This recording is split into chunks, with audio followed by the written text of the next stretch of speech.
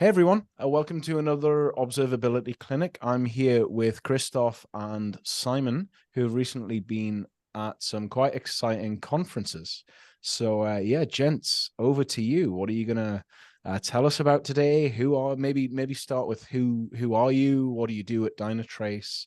And yeah, take it away. Yeah, today we will talk about our application called Unguard, or as we call it in Austria, Unguard.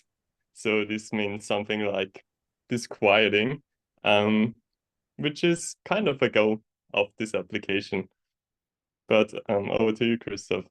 Yeah, hi, I'm Christoph. I basically I work at Dynatrace as a senior software engineer, and I hacked this like the start of this Unguard together in a day because I needed it for my thesis, and then I thought, yeah, it will be discarded, but it went on to grow. People contributed, and and we open sourced it, and we're very happy that we did.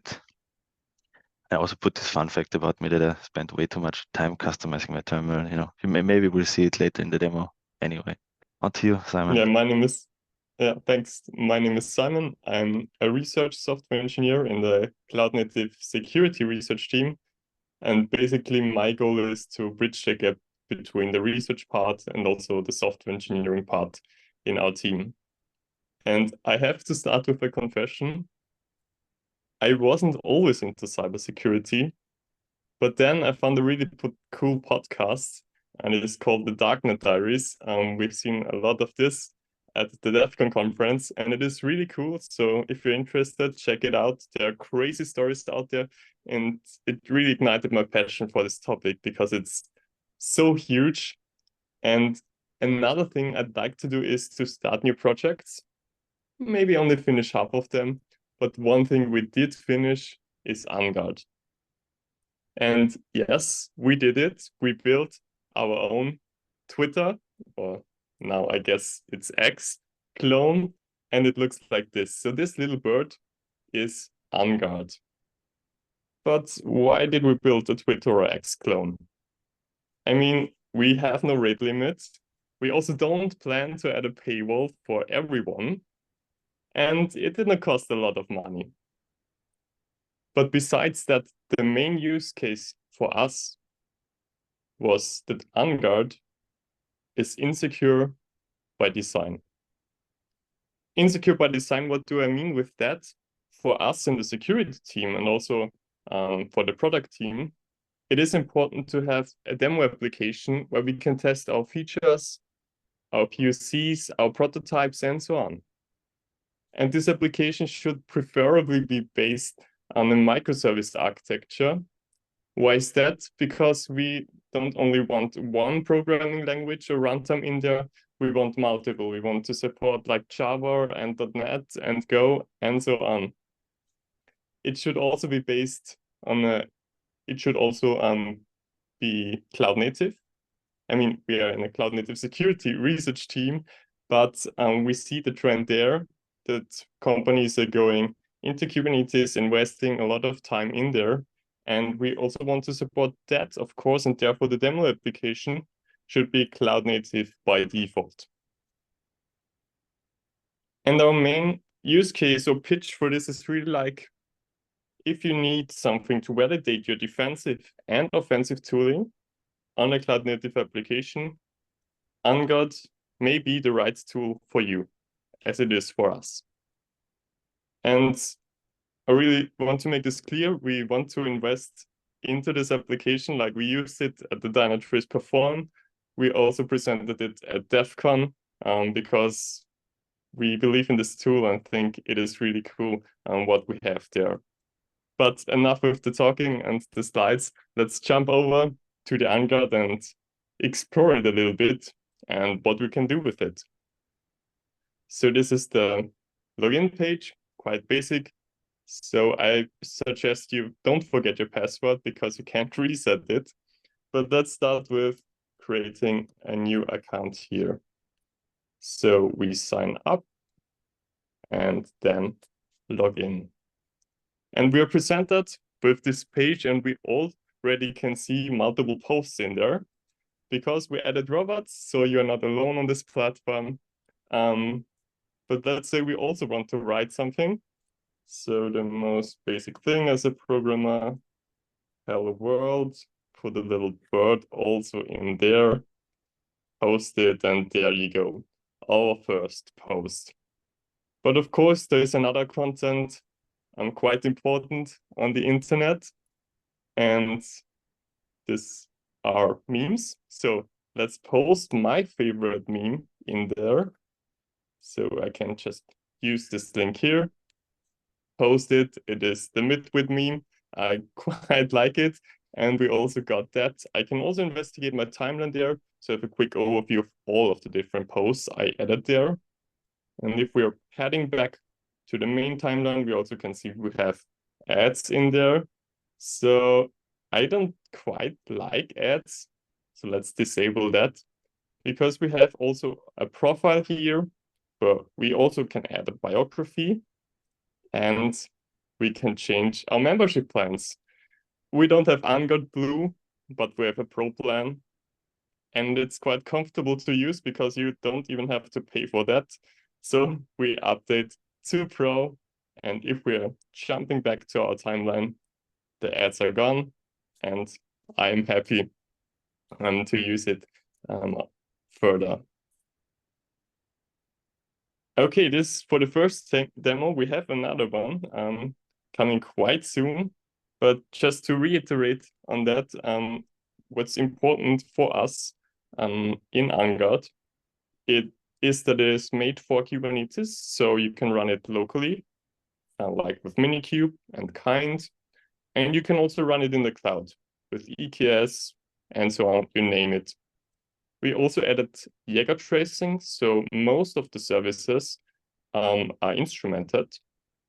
So you can explore different things that is going on in the application and maybe build something on top of that. We also added load generation, not only benign traffic, but also malicious traffic, which is, of course, important as a security researcher. And we not only have vulnerabilities, but also exploits in there. So this is a dedicated folder where you can explore things like command injection, log4shell, SQL injection. It is documented there. There are scripts for that. So if you are not a programmer or a security expert, it's quite easy to exploit these vulnerabilities. And the whole application is based on multiple runtimes and databases in there. You see, like, we have Redis, we have H2, we have MariaDB, also multiple programming languages like Spring for the Java part, .NET, Go, and also the Unguard proxy. And if we put all of this into a bigger picture, it looks like this, going from the left to the right. So we're starting here as our user, and then are going through the Unguard proxy. And behind this proxy are basically two services. First of all, the front end, and also the ad service we saw with this right banner on the timeline. And behind these two services are things that support them, like user authentication, membership, the blogging itself, the status of the services, and so on. But being a normal user is maybe a little bit boring. So let's spice it a little bit up and switch to the attacker mode. Yeah, I didn't bring my black hoodie, unfortunately, but you can see in this slide we have plenty of services with various vulnerabilities in there. I've marked them in red. We're gonna have a look at a few of them in detail. Can advance the slides.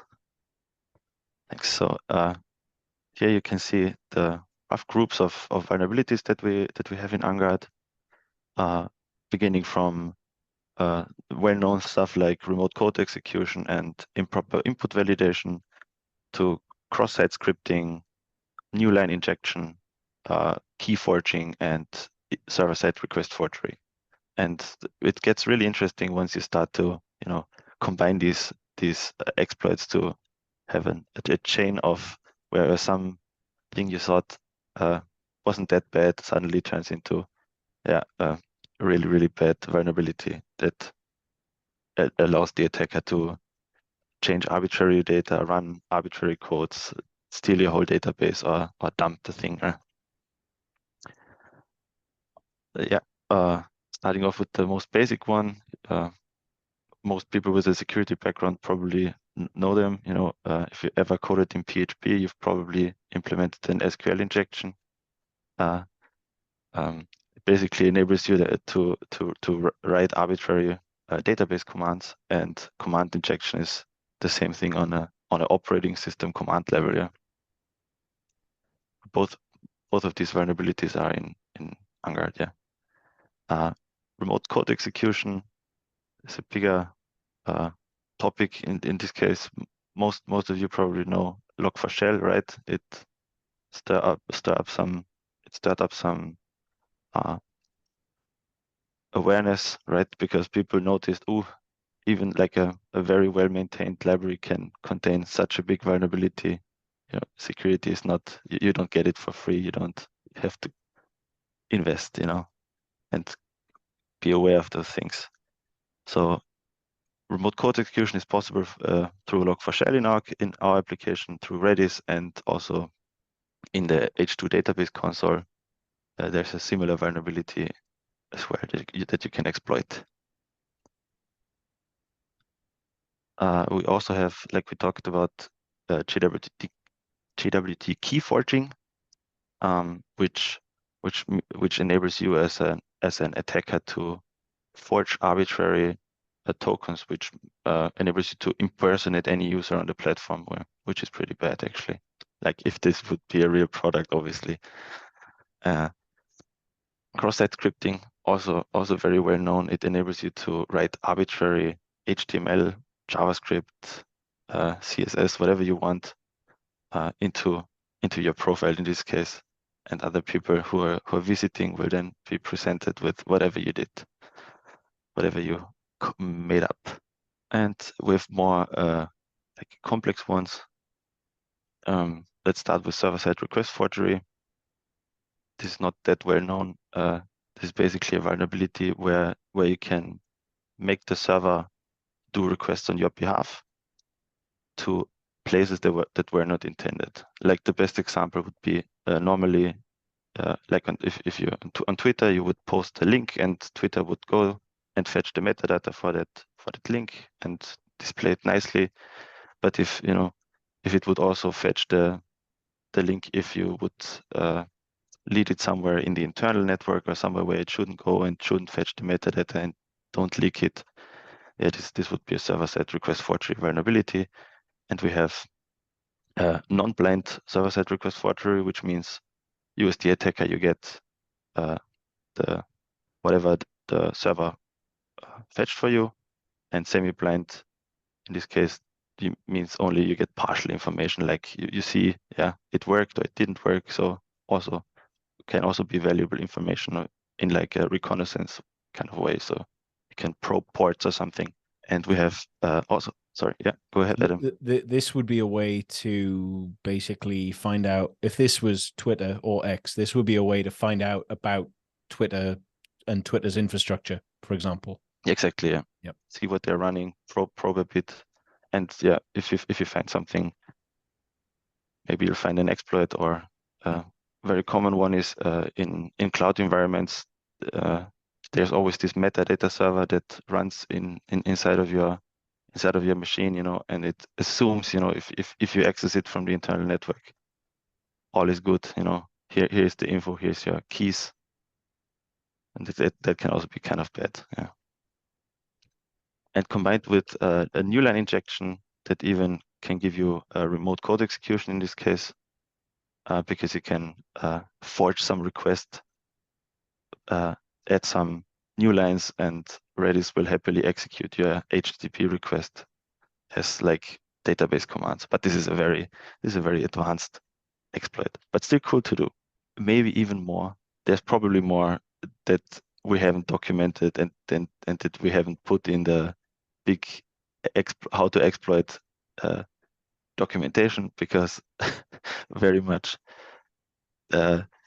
many libraries are very old for obvious reasons, so we can keep the vulnerabilities in there. So you might find more even. That sounds like an open challenge to the world. Yes. Please go ahead. For once, here's a thing that you can come and hack, and it's a good thing. Yes, please do. Hone your skills. So how can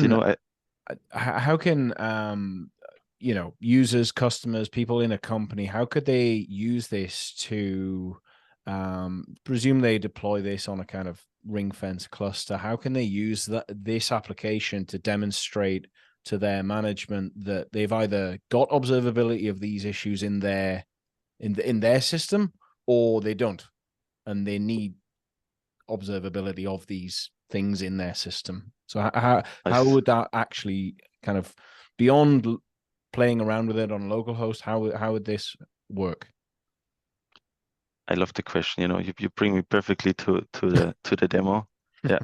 So I've already spun up my or this is a Unguard instance we have running in the cloud. Obviously, yeah, it's not accessible from the public internet. This would not be a good idea. Yeah, don't expose it. And I've connected this actually with Dynatrace, with the thing we're developing, right? At Dynatrace, the application security solution, and it has some capabilities that we can already show off, like as in, if I start to exploit this Unguard instance, we'll see a text pop up, right? So the observability solution in this case gives us warnings that we can act on, and we see a lot more than I don't know if we, obviously I don't know who's watching their logs all day for malicious activity or something. But yeah, I can show you, like, this is the profile page of my hacker user that I've logged in with, and we can run an SQL injection here. I have a payload right here. So what this actually does is it terminates the old SQL statement. Basically, I've put in a new one where I set the biotext of every user on the platform to inject it. We can do also hello YouTube, and then I comment out the rest of the whatever SQL the original developer intended to be run here. And if we do update the bio, it will straight up crash here. Seemingly have nothing happened, but if you go back and if you refresh, it's now our bio says hello YouTube, but if you go back and I don't know, look at one of the robots, we overwrote their bio string. Yeah. And so we did for every user on the platform, because we can run arbitrary SQL. I'll show you the observability part in a second. I'll follow up with two more easy to exploit vulnerabilities that we have here in the biography page. One of them is command injection, because these developers who coded this up, they weren't very smart. So this enable markdown thing, what it actually does behind the scenes, it takes your input and it just echoes it into a command line tool that converts markdown into HTML, right?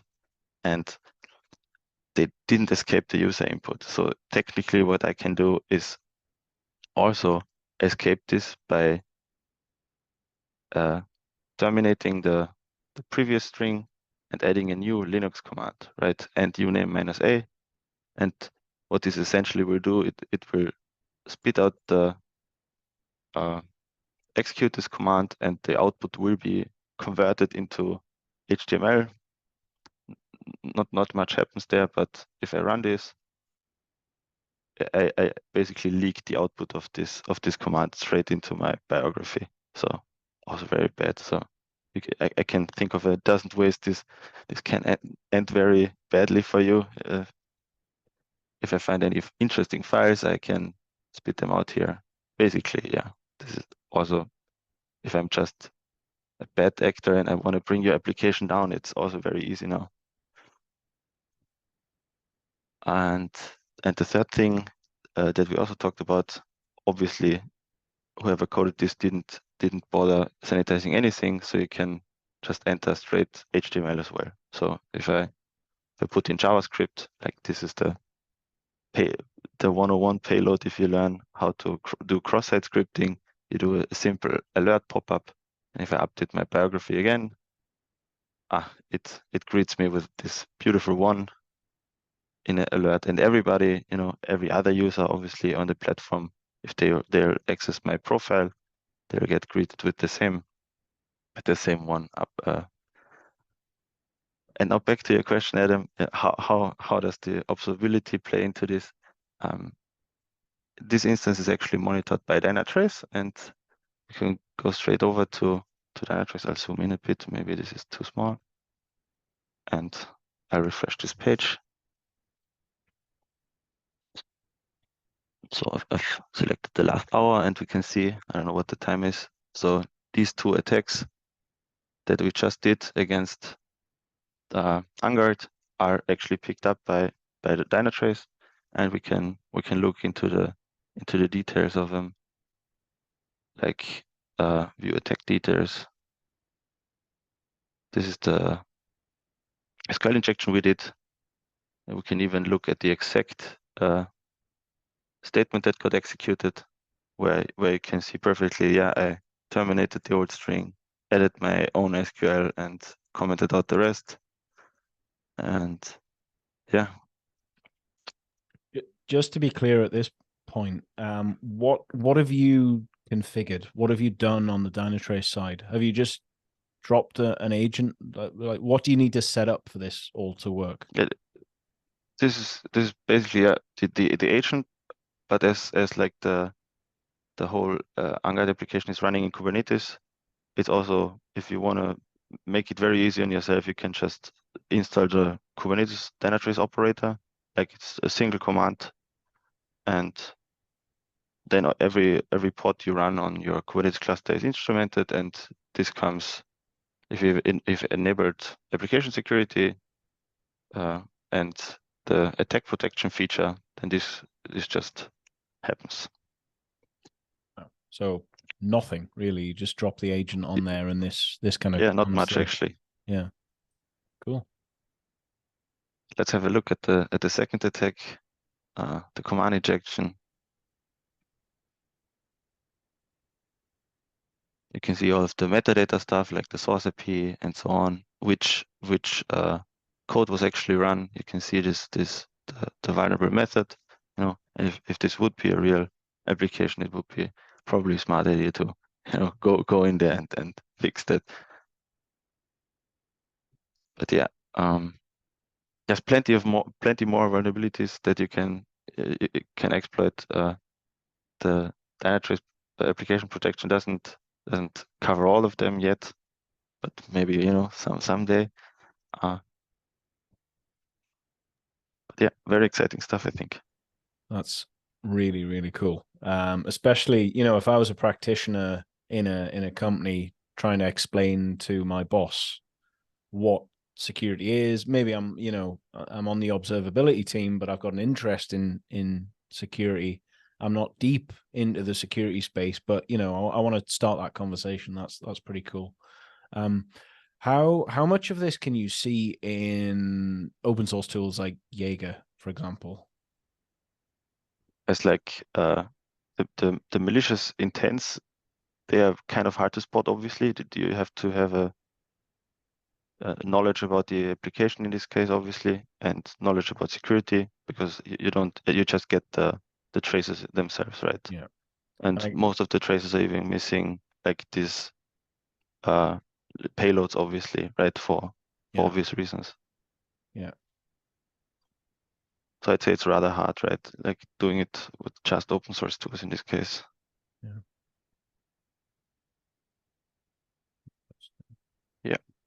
Yeah, maybe if you're a company or a hacker and now want to try it out, you can find it on GitHub in our Dynatrace OSS organization. And there you have it. We documented how you can quite quickly get it up and running. So we have a Helm chart, you install it, and that's basically it. Of course, you can also start it locally if you want that. We also still have a few issues. So where are we going in the future? Like there's this thing to create Unguard playgrounds. There's a big goal of us. So we think about doing a one-click solution, and you can try Unguard in the browser. But of course, this has security implications because we won't. Yeah, our goal is not to have a vulnerable application out there in the wild for everyone. Yeah, but still things to do. And if you have the feeling, I think Unguard is cool, but there should be another feature that does X or Y, please create a new issue and we can talk about it. But of course, you can also write us on X or LinkedIn and so on. You can find us online and discuss with us what you see in this application or where we can improve. And maybe just to reiterate what is Unguard for us and where it can be useful. So it's a vulnerable cloud-native X clone, and we use it to validate our defensive and offensive tooling in our specific teams like research and also on the product side. And of course, if you feel like being awesome, you can give us a star. Quite nice to see that growing as a project. Fantastic. Thank you very much, gents. That's yeah, I think it's very promising, and I like the fact that we're, what's the analogy, drinking our own champagne, eating our own dog food, whatever it is. You know, we come up with an idea for the one agent or the platform to block, and then it presumably gets put into Unguard, and then we say, well, did we see it, kind of thing, you know, and we can prove right there and then that we did see it. So yeah, nice. And the fact that we're actually giving this back to the open source community so that everyone can do the same thing. It's not just an internal tool. Very, very good. Very good. And yeah, I'm really looking forward to whoever watches this, if you come along and go, well, wait a minute, where's this vulnerability, or where's this language of this microservice, then I presume you're open to contributions as well. Yeah, definitely. Fabulous. Well, yeah, please come back and update us on any progress. I'll be watching this with eagerness. So thank you very much, gents, and yeah, I'll catch you again next time. Yeah, thank you for having us. Yeah, thank you for being here. Bye. Bye.